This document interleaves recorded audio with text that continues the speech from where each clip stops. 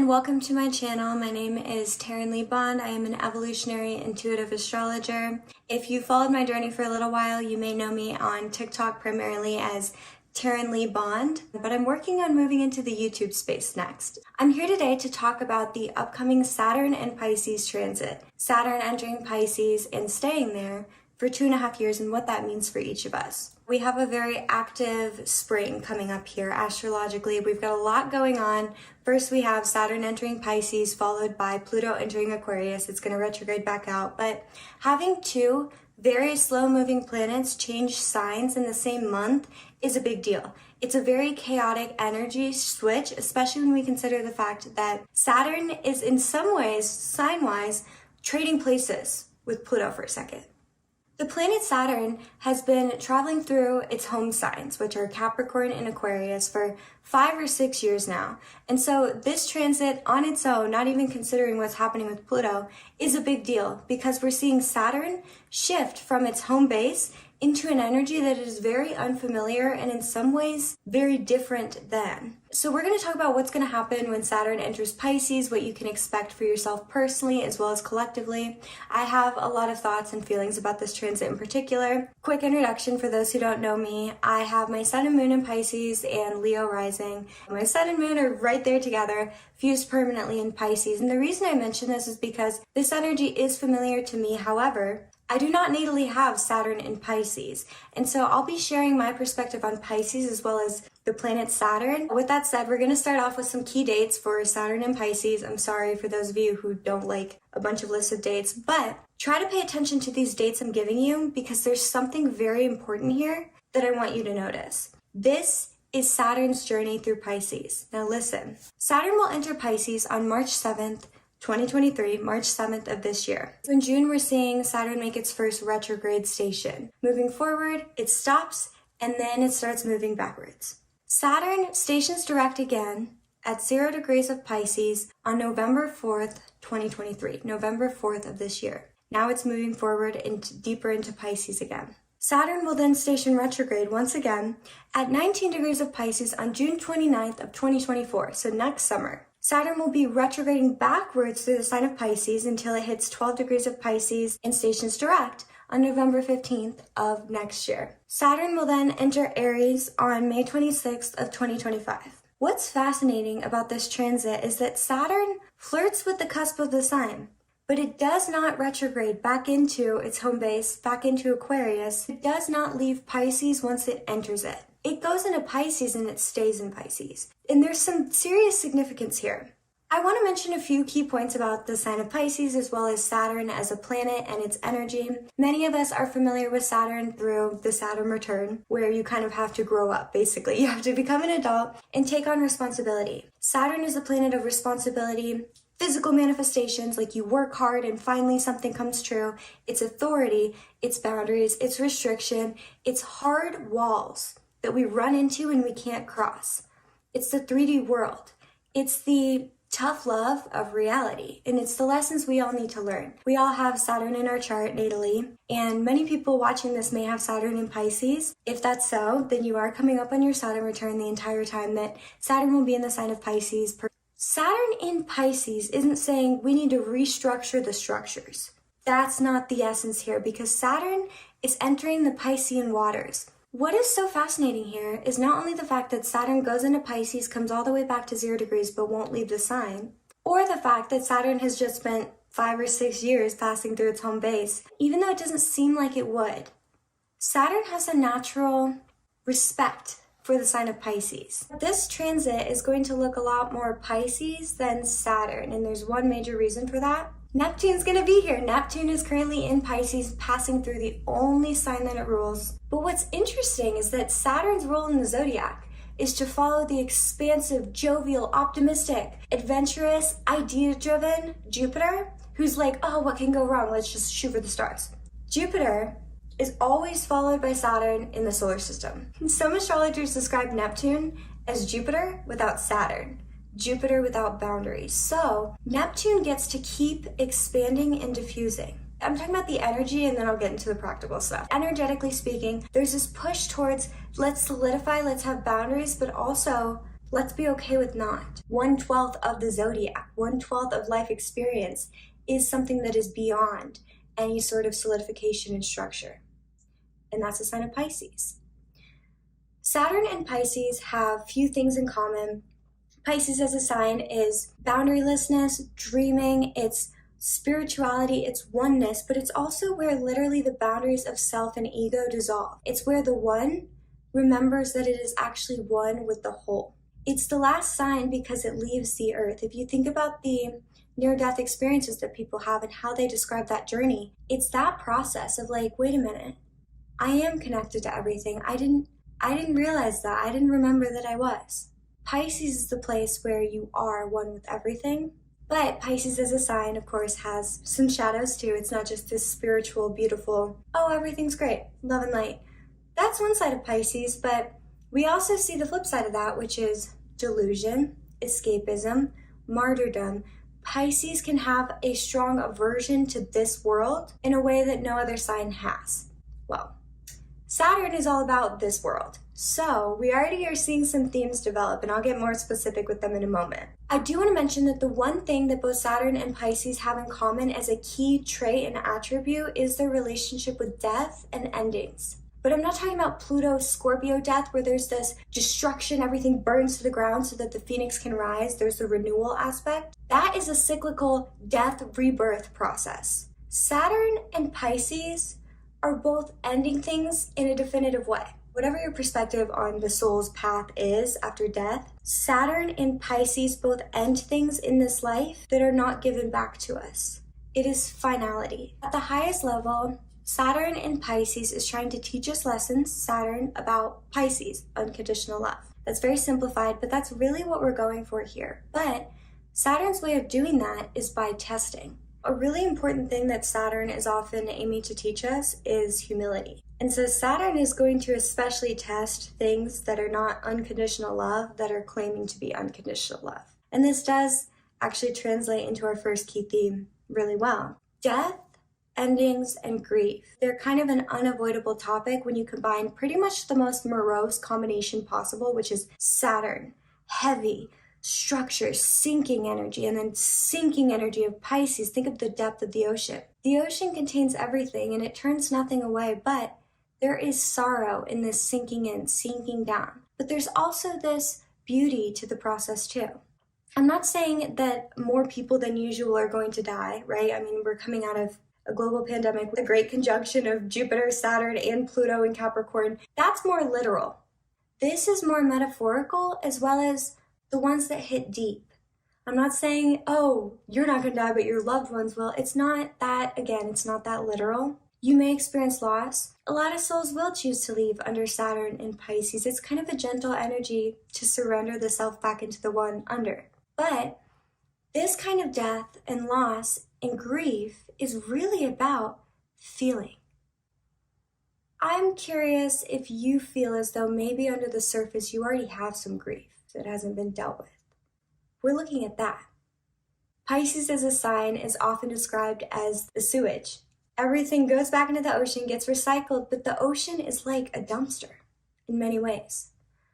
Different conversation, but yes, we should be treating the ocean better. But even think about it. Everything that water catches, everything dirty or clean, everything beautiful or dark that water can catch, can contain, can carry, always brings it eventually back into the ocean. Pisces is the ocean. There is a lot of stuff that is not pretty or surface level, right? The heavy muck of life, it sinks down, so we don't have to look at it. Saturn's like, get real. With Pisces, get real with what's there. Get real with the grief. Get real with the fact that you're going for unconditional love, but you won't feel your pain. That's not unconditional. Just like it's easy for Pisces people to fall into escapist, avoidant habits, it's also easy to avoid Pisces. It's so ethereal and non-tangible. The topics, right? Spirituality, oneness, collective consciousness, unconditional love, even the ocean. Those are so loose, vague. Vague is a very Piscean word. It's easy to avoid Pisces. It's easy to just not look at it and be like, oh, I don't know what that's okay, have fun with that. Religion, spirituality, There's so many people who just disconnect themselves from that, and that's okay.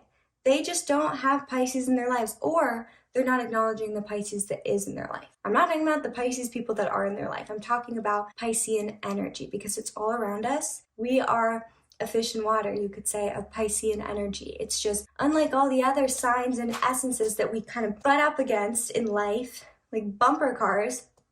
We don't with Pisces. There's nothing to bump our head against. There's nothing tangible.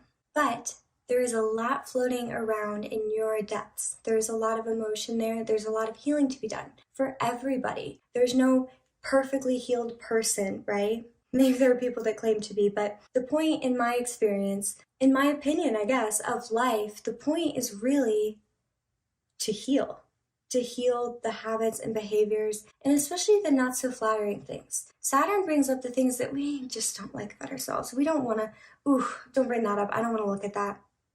Pisces is also like, that's gross. I don't want to see what stuff flows into my ocean. I don't want to see what emotions and experiences I push down so I don't have to feel them right now. I'm not saying everything's going to come flying up like Pandora's box. Again, it's not that literal. It might be a slow drip, but this is an opportunity for your heart to open. And allowing your heart to be open in a world that is grieving, that is suffering, that is in pain, allowing the heart to be open and for life to move through you, to have an emotional relationship with life, in my opinion, that's the bravest thing you can do. But when it comes to unconditional love and compassion, can you truly say you are practicing those things if you won't feel, if you won't empathize? That's another Pisces keyword. Empathy. If you will not feel what another feels, if you will turn your head, is that unconditional? Is that compassion? All this Aquarius energy we've been dealing with, especially the past 2.5 years while Saturn has been in Aquarius, has allowed opportunities for a lot of us to hyper-intellectualize our feelings, also to rationalize. And with this naturally comes a decline in compassion because of the fact that you can come up with reasons why other people's problems aren't yours all you want. And you're right. You won't be inaccurate. You're right. But you're missing a part of your perception, which is the feeling part. Because the heart connects everywhere. Think about your heart chakra, connecting the lower, instinctive, animal reaction side of yourself with the higher, spiritualized, energetic side of yourself. It's all energetic, the diffuse versus the grounded, physical, primal. The heart connects it all. The heart cannot listen to the mind and say, oh, okay, yeah, I guess it doesn't matter that they're suffering, at least I'm not. The heart can be suppressed by the mind, but the heart cannot be coached and bossed around by the mind. You will never have control over the heart. And so, what so many people have done for very valid reasons, look at the state of the world. There's no blame here towards anyone. I'm just presenting where this is all going from my perspective. But the heart can be silenced and kind of shoved off to the side, but we cannot change it. We can't think our heart into not feeling for others. So if you look at a person suffering, for example, which is Pisces, poverty, people who are starving, Pisces. When you see this, the heart sees it too. And even though the mind is like, well, it's not me, it's not my problem, I need to take care of my problems, I have so many. This part, if your heart is open, you will also feel. You will feel their pain, but you can turn it into, you can feel love for them too. But in order to feel that love, you have to first look at what you're seeing and accept it. We are accepting the reality of Pisces. We are accepting the reality of suffering and grief and death. Death is a word that is avoided at all costs by a lot of people because of the fact that death inspires a lot of fear. Well, Saturn is fear. Fear of death will be exacerbated very likely during this time, especially if you see it near you or even just feel more sensitive to it, like on the news or wherever. Death is something that if there's fear there, it may come up to the surface. And the relationship with death is a theme here because death is the singular natural outcome for a human life, for my life, for yours, for anyone's. Yet, we avoid death like it's toxic, even the concept. And what does that do to our grief? What does that do to the person who has lost a loved one? The concept of death makes 90% of people too uncomfortable for them to even be able to acknowledge it, much less hold space. You know, there's a whole field of death doulas, people who help others transition, hospice workers, there's grief counselors. All of these people have gone into Pisces in a way that many people are too uncomfortable to do. They've crossed the bridge not because they themselves have died, because they themselves have said, the bridge is scary. Where does it lead? I don't know, but I'm going to walk over so that I can come back and tell people, hey, it's going to be okay. That would be the higher expression of Pisces, the very saint-like quality. Compassion through witnessing, feeling, experiencing, and loving others for the presence of suffering, the fact that it exists. Now, speaking of the societal relationship with the concept of death, shortly there follows another Pisces theme, which is old age. The years in which our life force is declining. With Saturn asking us to get real about Pisces, we're also taking a closer look at our relationship as a society as well as personally with the concept of old age. If you look at a lot of the cosmetic procedures as well as the beauty industry, the things that sell, people spend thousands, hundreds of thousands of dollars to not age. Botox, facelift, anti-aging creams, everything you can think of to remove signs of aging. And again, I am not attacking the individuals who do this because I understand why you have. Some people say that in recent years, kids have started to worry about aging way younger than they used to. I think media and especially the internet plays a huge role in that. I've experienced it myself. We are conditioned to feel that way about aging. It is subliminally programmed day in, day out in our brains since we're born, basically. So it is not anyone's fault that they don't want to look old. We're taught that that's not beautiful.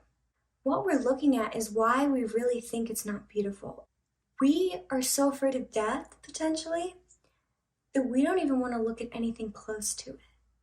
We don't want to look at someone who has lived a long life, who no longer has the appearance of youth. Youth is on fire. Youth is alive. Youth is beautiful. Old age is gross and sad. Well, Pisces is the geriatric years. What we miss in rejecting old age, in rejecting wrinkles, in rejecting gray hair is wisdom. Because when we stop looking at those people and noticing elderly people because they no longer look like something interesting to look at, I'm being very blunt here, but that's kind of why I started this YouTube. I want to be real with you. I've seen videos as well as read pieces of writing written by elderly people talking about the experience of how people almost stop seeing them when they pass a certain threshold of looking old, of being old. Hey, that's another Pisces theme, ghosts. They're treated as if they're a ghost while they're still alive. Even these people who are barely in their 60s, right? They just don't look young anymore. Depending on the circles and the environment that they find themselves in, a lot of times they may feel completely shunned, and there is almost this avoidant tendency. But again, we're missing the wisdom. These are the ones who can tell us about what it means to be a human. Elderly people are the ones who have the incredible perspective you can't get anywhere else of looking back on your life and seeing what you wish you had done different, and seeing what actually mattered, and seeing what brought you true joy, and seeing the moments that you felt unconditional love and unconditionally loved. Elderly people have witnessed that in this experience, in this body, in this incarnation, if nothing else, can offer us such a beautiful roadmap, such an amazing guidance system, insight, wisdom, and yet, they're often sometimes treated as stupid, even when their mental capacity is fully there. Elderly people are often kind of babied, brushed to the side, ignored, and oftentimes mocked and judged. Saturn and Pisces, even think about the fact that there are phone scammers, I'm pretty sure, who particularly target elderly people who aren't going to know that they're being scammed and tell them they have a bill owed or something. There are many stories of elderly people having their entire savings siphoned away by a scammer who knew that they could do it because the elderly people don't fully understand the modern technology around banking and finance and investments. This world is never going to heal on the outside, Saturn, If we can treat people who have been battered by life for decade upon decade and still answer their phone, pay their bills, people who kept trying for that long, our world won't heal on the outside until we can find compassion for those who are at the end of their life on the inside. Old age is notoriously messy, especially when the capacities of the physical, mental, emotional body start to go, the memory, whatever it may be. People fall apart. Sickness, old age. It could be physically, there are a such thing as elderly diapers. That's okay. But what I'm kind of getting at here is that the body, the mind, things start to come unraveled. Mess, chaos. You know what else is mess and chaos? Pisces. We're becoming okay with it, not by fixing it. We're not making old age go away. It's not, oh, we need better supplements people take so that they won't get dementia. Well, yes, it would be nice if we had less of that. However, the real issue is, what about the people that do have dementia right now? How do we treat them? How do we approach them? How do we approach people whose bodies are falling apart, who need to wear adult diapers? How are we treating those elderly people? That's a key part of the journey. That is Pisces. Things fall apart and you go back home. You die, you go back to whatever you connect with spiritually. It's hard to see someone that you love change state. How could it not be? Right? We're talking about feeling your feelings. That's really hard, but that's not all that there is. There's a dimension of Pisces of simultaneous disgust and mesmerization by. You could say that that's the human relationship with death, but that very much colors the human relationship with old age. Saturn is saying get real with it all, even the mess. It's not about making the mess go away, it's about your relationship with the fact that it exists. Pisces is non-judgment. There is no yes, no. The ocean doesn't say, oh yeah, this fish, you come in. Oh yeah, this piece of trash, you come in, but the other ones stay on the shore. Nope, you can't come in. The ocean takes it all. Everything that is here, that is presented in front of us in life, is to be accepted, or we are the ones who will suffer on behalf of hating it, on behalf of the discomfort. Instead of trying to externalize Saturn, everything in the world, so that it's not ever dirty or gross or scary or weird or terrifying. What is your relationship with discomfort? Why does it make you uncomfortable? Checking your reactions to things. That is your power during this transit. Another key theme we're seeing coming up is resourcefulness, right? In the face of loss, in the face of tragedy, grief. What do you do with what you have? Where do you put your energy? And also, there's this very eclectic quality to Pisces that I quite love, honestly. If you think of a very Pisces person you know, typically even their fashion, as well as like their approach to life, will be eclectic in nature. There's something about it. Reworking things. Pisces people are the ones to be like, I have a bunch of random ingredients that are about to expire. Instead of thinking, oh, okay, I need to get something and I'll use them one at a time on different recipes, Pisces is like, I know I can find a way to put these all together in one recipe that's actually going to taste good. This is fun. This is a project. Pisces is imagination. It's creativity. But if you look at it from afar, you could judge what's going on with that person who looks in their fridge and they say 3 ingredients about to expire. You could look at them and say, oh my gosh, they barely have enough food.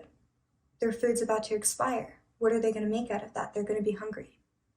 But that Pisces, who's in the resourceful mindset, is having fun. And they're going to use all the ingredients. Don't worry about it. The ocean can hold it all. It's big enough to hold it all. They'll figure it out.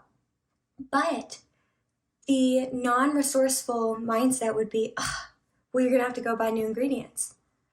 Resourcefulness really involves looking at things that you already have, looking at the habits that you already have and reworking them. Look at the way that you use XYZ and do it different. For those who wear makeup, instead of buying brand new makeup, look into your makeup box, drawer, whatever, and notice what you don't wear. So that when you run out of the makeup you do wear, look at that and be like, why don't I wear this? And then just think about how you could wear it. Maybe look into ways that you could do that color palette of eyeshadow or something. But instead of going and buying new makeup, use the stuff that you have that you're not using? Also, what feeds you? What makes you feel abundant? What makes you feel whole? A big theme here is finding your soul food. What nourishes? It could be music, it could be art, it could be the experience of cooking. Fashion and makeup, literally making yourself into a canvas, that's beautiful. It could be your people, your community. It could be your volunteering work that you do once a month. And never in your life, except for that one time during the month, do you feel so honestly with people. So real, so connected, no distractions. And that presence you feel when you're volunteering is the soul food. But find yours, because that's going to fill you up if and when Saturn in Pisces makes things look more non-abundant than maybe they have. Because abundance is really a mindset. That's all it is. Abundance is completely subjective. Just think about that. Just think about the Pisces resourceful person I just mentioned at the fridge. They feel abundant.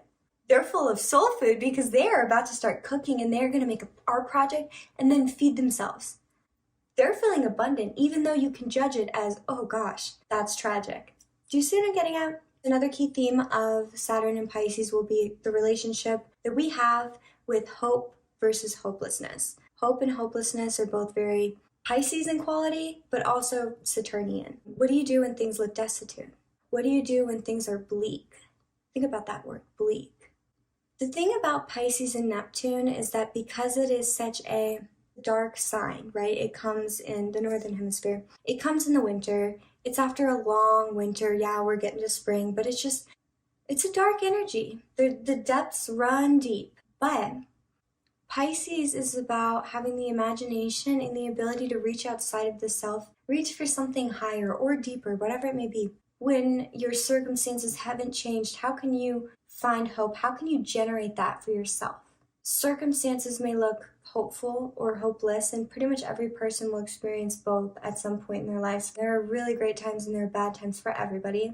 Regardless of what you see on social media, everybody has their peak times when they're flowing and life is good. They feel financially stable. They've got amazing partner, good friends. Everybody likes them. They're being well received. They just got their dream job. They have their flow times, and then they have the times when they're at the bottom. Everybody has a personal rock bottom. What we're looking at is what you do when you're at the rock bottom or at the top. What is your relationship to hope? And I'm not saying just be optimistic, be delusional. It might sound like that's what I'm getting at here, but it's not. It's, can you be open to the possibility that what may happen in the future is something that is not happening now? Because look back on your life. How many times has the future looked different than you had ever imagined it could? 1 week can look completely different than the next. Circumstances can change in the blink of an eye. Hope stays open to possibility. With Saturn having passed through its own signs, entering Pisces right as actually Pluto starts to dip into an air sign, the final air sign, we are looking at the topic of mental health, societally, collectively, and personally. We are feeling things that we thought we had kind of scooted to the side. Saturn, the planet relating to depression, and Pisces too. Depression, sinking, remember? Heavier energies that just go down, down, down. Water will literally drill a hole into the earth if you put enough pressure, if you put enough water, it's just going to go down. When we think about that energetically, we're talking about mass. We're talking about things that sink, heaviness. Every time has its struggle, but this is a hard time in human history. If you haven't read any of the work by Dr. Michael Newton on his past life regressions, where he just regressed many thousands of clients into the place between lives, the spirit world he calls it, Earth is often referred to as a very challenging planet. There was one story I remember him telling about how souls go to Earth to test if they're unconditionally loving. Because if they've had very spiritual, gentle circumstances in their soul development, what better way to see what they're made of than put them on Earth, than to go to Earth? I really connect most intuitively with the idea that we planned on being here, but then we purposefully forgot, because that makes life on Earth even more chaotic, which it needs to be. Can you imagine if we all remembered our souls and our past lives and why we're here? We're like, oh, okay, well, I mean, I came here to be an astrologer and teach people astrology. I've known that all along, so I guess that's what I'm doing. Oh, boring. This is fun because nobody has any idea what's going on. I might sound a little Pisces delusional right now, but seriously, think about it. How boring would it be if we knew every step of the way why we came here, what we're doing as a soul, and then also what the future is going to hold? This is a place for Uranian kind of souls, for spirits who are like, let's roll the dice, let's see what happens. There are serious initiations that are experienced through the life process. And so a little bit of a tangent, but kind of perfectly on theme with the fact that life is really hard. And we can find ways to heal and to cope with that, but rejecting that fact completely is not going to take us in the direction we want to go. So I think personally you deserve to have some pride about the fact that you've made it this far in this terrifying journey where we don't really get any answers and sometimes not even that much help. I do think collectively past lives are going to kind of switch from being more fringe into more mainstream school of thought. I think that with Pluto, especially going into Aquarius, astrology is going to be a key place that people go to for that. Evolutionary astrology, the soul's path. The needle's going to move slow, so maybe we won't see it complete by the time Saturn enters Aries. But I think by the time Saturn enters Aries, I think it's going to become more something where people are like, yeah, let's talk about it. I want to learn about that. Next, we have beliefs. We're coming out of about 2,000 years of the Piscean age, the age of Pisces. There's debate about the exact time frame, but think about what happened between 0 AD and the year 2000. We don't want to go into graphic detail, but most, you could say, of the horrendous acts of person against person were done in the name of what? God, religion.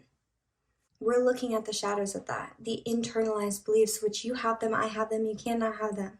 We are sponges as children. We've all been drinking in messages from this world. This world just came out of 2,000 years of the age of Pisces.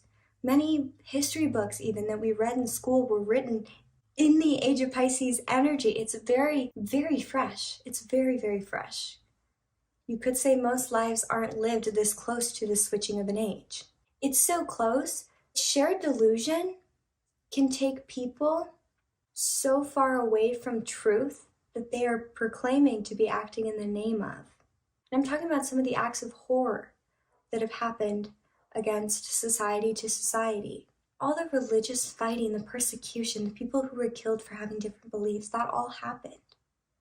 Saturn is the planet of karma. It's really reaping what you sow. I'm not saying any of you did this, but as a collective, and if you connect with the idea of reincarnation, you probably have incarnated during the age of Pisces. Just think about that. I'm not saying again that you have done anything wrong. We're talking Pisces ocean. This is the collective karma. This is the energy that we have, that we've created. We have to unravel things that happened and were done by and were done to people before we were born or before anyone we know were born. And I am not saying go into the guilt side of things where it's like, yes, I'm horrible, you're right. This isn't to tell you, oh, you need to think you're bad or humans are bad. But Saturn and Pisces get real with what is. Humans have done really bad, horrible things to each other.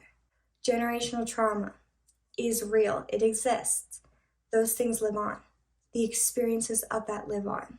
Most challenging thing to do in the face of pain is to break the cycle, because cycles by nature they have momentum. Think about it. More often than not, these cycles aren't stopped because it takes some sort of forceful effort, intention to stop it. Patterns of tragedy and judgment towards others, especially in the name of some sort of religious figure or religious belief, that's a delusion that we need to work out. But we can't work out by just being like, oh yeah, that was too bad. Those who fail to remember history are destined to repeat it. The cycle will continue. It's on autopilot. Now that we're moving into the age of Aquarius, people have more freedom. You're allowed to have different perspectives, be a unique individual person, but the beliefs of this is a good way of living, this is a bad way of living, those still exist. So many people are living with either internalized or very externalized homophobia, racism, sexism. It's everywhere. We are a fish in water of that, and a lot of that came from the fact that hierarchy that was based on spirituality, but then egos got involved with that. And egos fed people a bill of goods about what a good life is versus a bad life. And then these people would go and kill people. Inquisitions of sorts. I know this is very heavy. I'm not going to sugarcoat here. We can't do that when it comes to these serious, heavy topics. The past, the energetic ripple effects that are still affecting us today of what has been. The intention there to bring people into a sense of union with the divine, but not to control people by it. The absolute corruption that's happened and the beliefs that still linger about judging other people's ways of lives that are different than us, that's gotta go. Instead of getting angry at other people who have different perspectives on what their sense of truth is, you have a lot of problems you need to work on. We all do. Look at people's actions to show you who they are. Let people show you who they are, but even if they show you that they're not someone who you think is acting morally or is kind or is a good person, even if you don't think that about someone, can you respectfully say, okay, that's what you're doing, and move on? Keep your peace. Saturn and Pisces, set the energetic boundary, not in the sense of like, no one come near me. This isn't paranoia. That's going to come up too. The higher expression of that, I feel good about what I'm doing. And I have no problem with you existing too. The ocean accepts everything. And Pisces energy gets weird because that isn't to say if you see something happening that's secret, shady, Pisces, that's a shadow of it. If you see something happening that's kind of hidden, that's really bad and damaging to people, that's not saying, oh, be quiet about it. No. From a place of compassion, trust your intuition. If you need to speak up about something, absolutely. It's about, do you feel negative feelings of attack towards someone? And if you do, that's okay. It's okay to feel them. What do you do with them? Do you see someone who's behaving awfully and hurting other people and you just like go up and you just start yelling at them? I understand why you did and I agree with you. What have you changed? They're like, oh, this person yelled at me. I guess I'll stop doing that. No, now you're the target. Now they're angry, so they're going to be angry at you. What I'm saying here is we just need to stop throwing anger like these fiery spears all over the place when we don't like something and start to recognize how much power you do have over your subconscious, your inner world. What do you let in? What do you not? Saturn, boundaries. Pisces, no boundaries. It's like very higher level concepts here with Saturn and Pisces. Both of them are very mature energies. Basically emotional regulation. How many times does the world elicit a negative response that stresses you out and spikes your adrenaline and your nervous system's on fire? How many times does that happen per day? Those are the reactions we're looking for because they're not helping you or anyone else. There's this victim complex that comes with Pisces that we have to talk about. There's a internalized victimization. I've noticed it more lately, actually. And this is not victim blaming at all. It's different. Life has caused pain, but using it to explain you doing things that cause other people similar pain, cycles of trauma. Emotional abuse is a less talked about and less tangible one. You know, people don't really go to jail for emotional abuse, but it's huge, it's rampant. I'm talking about people who have experienced hardship and then decided to be angry, unkind, hateful towards their loved ones. Martyrdom is similar but a little bit different in the sense that it's like, oh, I surrender myself because I'm bad anyways. Victimization is staying in this perception of self as victim, and therefore the only correct response is to act wounded. But true healing will begin to come, and it's a slow process, but true healing will start to descend, come down into your beautiful being when you can say, I was victimized. This is true. I will not continue to give those people that experience, that time in my life, that situation, that cannot have my future. It's had my past. It has me now because I'm suffering still. And this is the very badass part of Saturn.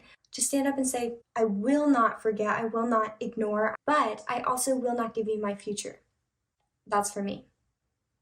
Set yourself free through choosing not to let the weight, Saturn Pisces, of the past, Saturn Pisces, dictate the future trajectory of your human experience, because that's yours. Have your future. Take your future. It's for you. It's not for them. And I know the boundaries are hard, but those trauma bonds, those mutually abusive relationships, codependent relationships, let them go. We need to put space between you and those people. That's a type of ending on its own too. No more emotional clinging, Saturn and Pisces. It's like, nope, none of that. Another thing with beliefs, the structures that got so far into, yeah, we're doing this in the name of a god of some sort, to the point where they were just like brutally murdering masses of people. When you look at that from afar, you're like, what? But they got so far into that that was truth, that was reality, that made sense to them. We're doing that today, but it's with social media. We are all in echo chambers. Look at algorithm. They are designed to show us what we want, right? They want to keep us on the apps, on the website, on the social media. They will show us more and more of what we've chosen to witness, watch in the past. The slow process is like a spiraling down into a place where you are in an echo chamber of people with the same perceptions and beliefs as you. Because the internet is global, you're like, wow, I'm on the internet. I'm hearing so many different people's perspectives. But really, you're only hearing the ones that align with yours, which sends you into a place that's removed from reality, removed from human differences, which you have to experience when you're out in the world engaging with life. And of course, that's not been possible for a while, the situation in the world. The point is that notice the echo chambers that you're caught in, the ways in which you're just resounding your own messages and the other people around you are doing the same. Get out of those as much as you can. Even if it means putting down the phone, it's easier said than done. I mean, technology is addicting. Just notice the ways in which the people you surround yourself with on the internet, the things you see, reflect what you already feel and believe. That's mind-numbing. Pisces can't comprehend how much it's feeling and perceiving, but surrender is a key part of Pisces too, to say, I'm going to let life move through me. Numbing with drugs, alcohol, social media, food, sleeping too much. There's so many ways to do it. But once you put those habits aside and sit with what is, it may feel unbearable, but there is a breakthrough point. You will start to feel, wow, I thought there was a wall there, Saturn. I thought I could only experience so much before I would collapse. But I just felt. I related with my life emotionally, and I'm okay. I'm still here. Stepping past your edge of what you think you can handle, which is reality for many of us. Freedom's on the other side.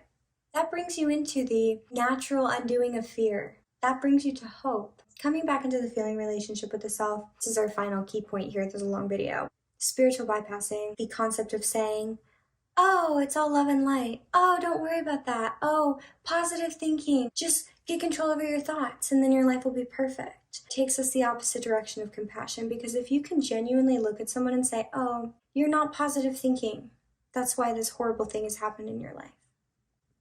That is not compassion.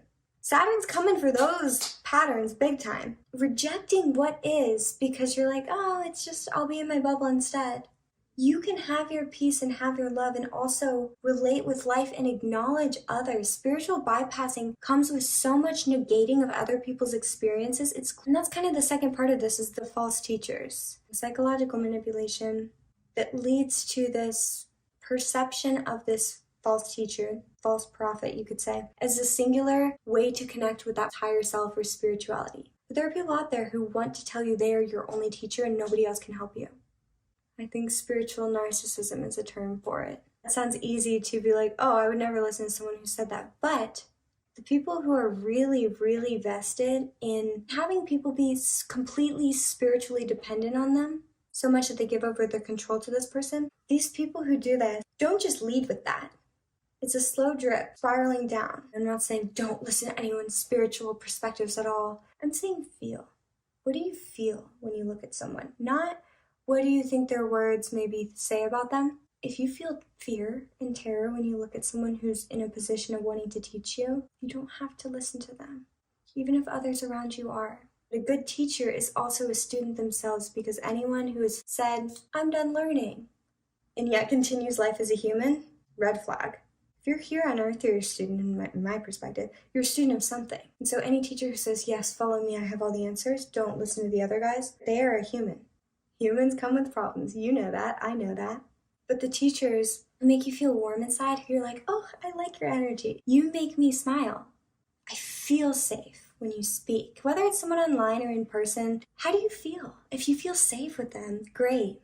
But if you feel like there's a coaxing or coercion happening, if you feel like they're saying, I need your entire life, all your focus, don't listen to anyone else, they'll just confuse you. A good teacher won't need to be persuasive. Saturn in Pisces will be modernly ruled by Neptune, which is also in Pisces right now, so we've got a lot of Pisces going on. For that reason, you may feel extra susceptible to falling into the trap of people who are power hungry. Use resources to help you connect with your inner depths. That's Pisces. We have given away our power in different ways so many times, and also humans have grabbed power from each other, stolen from each other. This is an opportunity to really do some deep healing of what is yours that no one can take. Imagine this Saturn in Pisces like there's this block of frozen emotions within you. But when that starts to melt, tears flow. And if you don't know why you're crying, but you feel like you're letting go of something and it feels good, even though it feels so much, Saturn in Pisces will love you for that. Feel the feelings. Let the ice around the heart melt. Tips for working through the Saturn in Pisces transit for the next 2.5 years, starting in March. 1. Ask yourself what you'd be willing to die for and why. This question will show you your values, but it will also lead you into the values that have been conditioned and given to you, externally imprinted, conditioned, versus the values that you actually hold. So what are you willing to die for? If you don't know why, who told you that was important? Finding center through extremism, emotional regulation, Buddha's middle way. We want to unite under this transit the logical, rational mind, Saturn, and the emotions, Pisces. Walk with your emotional mind and your logical mind. You don't have to choose one or the other. Put yourself in uncomfortable situations with differentness. We are so naturally have an aversion to things that are different than ourselves, than what we're used to, than what we expect to see from life. Put yourself in situations with those people. Watch what happens as you start to break into the awareness. Their humanity matches yours. There's nothing to fear. I would challenge, especially those who maybe have a hard time with controlling habits at times, no judgment. Try restricting your own indulgent habits. And I know that's like the worst. You're like, yeah, great. If I could do that, I wouldn't have them. Baby steps, right? Let's be gentle and compassionate with ourselves. I have this cookie jar with a timer on it. My therapist told me about it. I got it so that I could lock my phone in there because I was noticing I was scrolling for a while. I broke this habit actually. I was scrolling for hours, like 3 hours straight, and then going to bed late. And I was like, wow, I feel awful. It's keeping me up late. Not good for my sleep. Why am I doing this? But I was addicted to it. And then I started to lock my phone up. And even just doing that, setting a timer, it'll open up while I'm asleep. I can go in and get my phone, my alarm in the morning, whatever. Putting an actual boundary, a cage around the phone, basically Saturn, around the phone, Pisces, an escape, a habit, something that helps me not have to think about it, not have to be here, whatever it may be. Smoking, lock your smoking device up. Doesn't mean you can't unlock it. Just try baby steps of restricting your own indulgent habits because Saturn wants that, and you may find yourself faced with less external restrictions if you start to do it yourself. Saturn is moderation. You don't have to get rid of anything. If you know something's bad for you and you want to work through it, Saturn in Pisces is a great time to really dive into that process, but just give it a shot. Notice your judgment towards others. Notice moments when you judge, even though it sucks to be like, oh, I'm judging. Just notice it. Awareness is the first step. That's the hardest part. If you can get past the awareness step, you're good, you're golden. Connect more deeply with your spirituality. And many might realize during Saturn in Pisces that their spirituality wasn't actually theirs, wasn't their perspective at all, but one they were conditioned with. If you're in that place, my heart goes out to you. I have a lot of compassion for that experience. Now is the time to find what your truth is. It's never too late to find your truth. Give yourself the grace and the self-compassion and the love to do that. Study, research different philosophies and perspectives. Have fun with it. It's a pretty heavy one, but it's going to be okay. You have more power than you realize, not because of your worldly power, but because of how much is happening inside. And the more you get familiar with that and start to work with it, the more you'll just naturally know your own power. This was my first video, I guess, I've really filmed exclusively for the purpose of YouTube. I would love constructive feedback on this because I want to do this right. I want to offer as much value as I can. What will make your watching experience more enjoyable?